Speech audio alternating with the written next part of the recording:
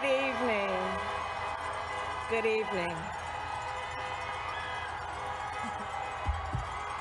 Good evening. Thank you. Thank you. Good evening. So, thank you. Good evening. So, Congressman John Lewis, before his passing, wrote, "Democracy is not a state, it is an act." And what he meant was that America's democracy is not guaranteed. It is only as strong as our willingness to fight for it.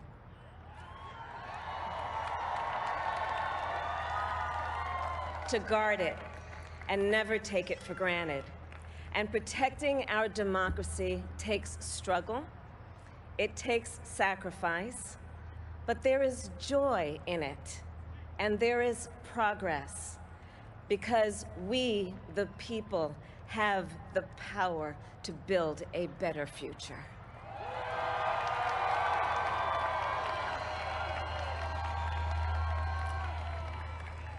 And when our very democracy was on the ballot in this election, with the very soul of America at stake, and the world watching, you ushered in a new day for America.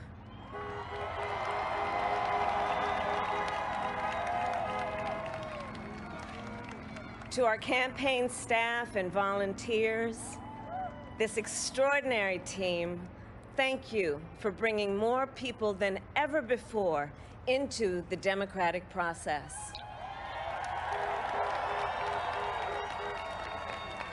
And for making this victory possible. To the poll workers and election officials across our country who have worked tirelessly to make sure every vote is counted, our nation owes you a debt of gratitude.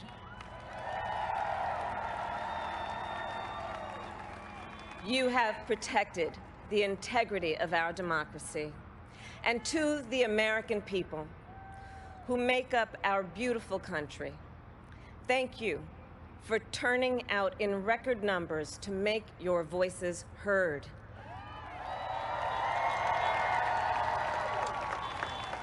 And I know times have been challenging, especially the last several months.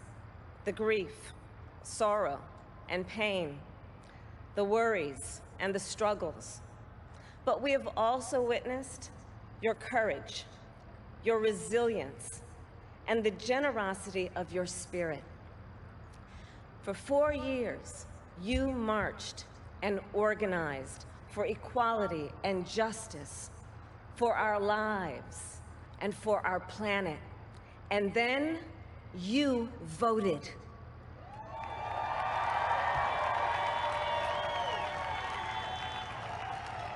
And you delivered a clear message. You chose hope and unity, decency, science, and yes, truth.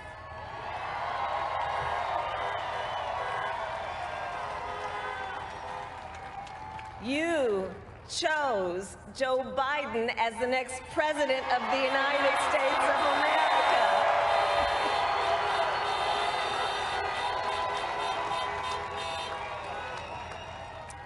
And Joe is a healer, a uniter, a tested and steady hand, a person whose own experience of loss gives him a sense of purpose that will help us as a nation reclaim our own sense of purpose, and a man with a big heart who loves with abandon.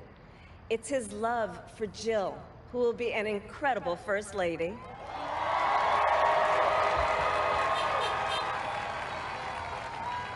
It's his love for Hunter and Ashley and his grandchildren and the entire Biden family.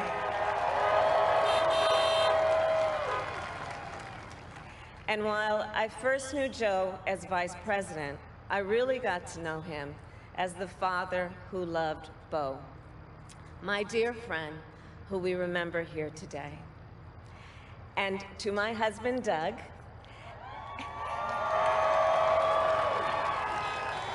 and our children, Cole and Ella, and my sister, Maya, and our whole family. I love you all more than I can ever express.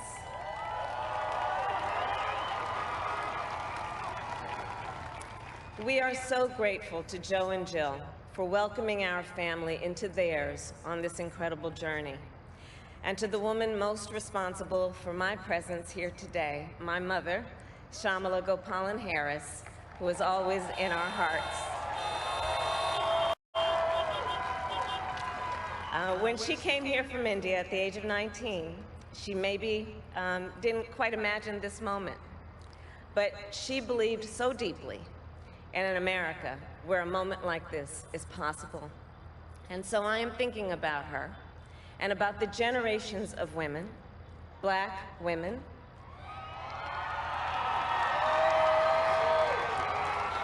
Asian, white, Latina, Native American women, who throughout our nation's history have paved the way for this moment tonight.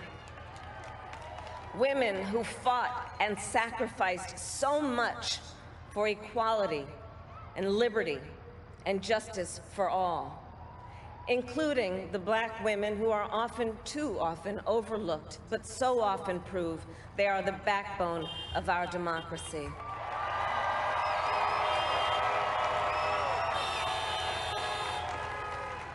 All the women who have worked to secure and protect the right to vote for over a century, 100 years ago with the 19th Amendment, 55 years ago with the Voting Rights Act, and now in 2020 with a new generation of women in our country who cast their ballots and continued the fight for their fundamental right to vote and be heard.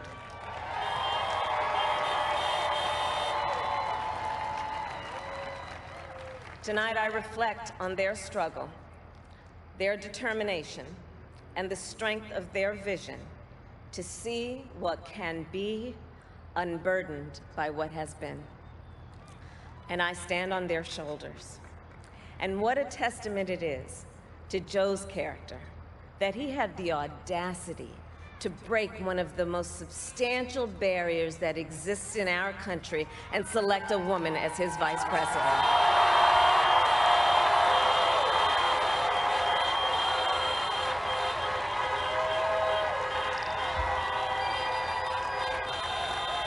But while I may be the first woman in this office, I will not be the last.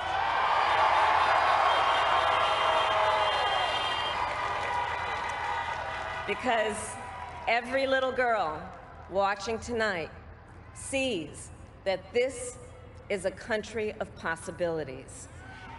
And to the children of our country, regardless of your gender, our country has sent you a clear message. Dream with ambition, lead with conviction, and see yourselves in a way that others may not, simply because they've never seen it before. But know that we will applaud you every step of the way.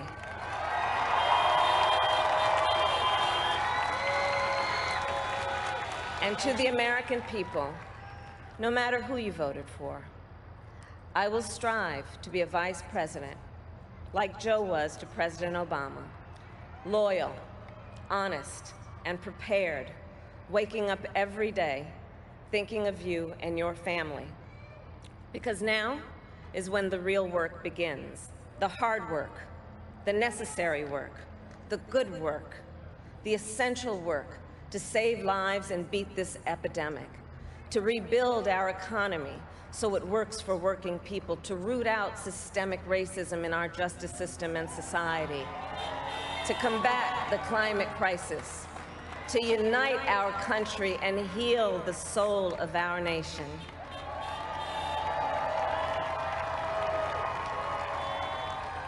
And the road ahead will not be easy, but America is ready. And so are Joe and I.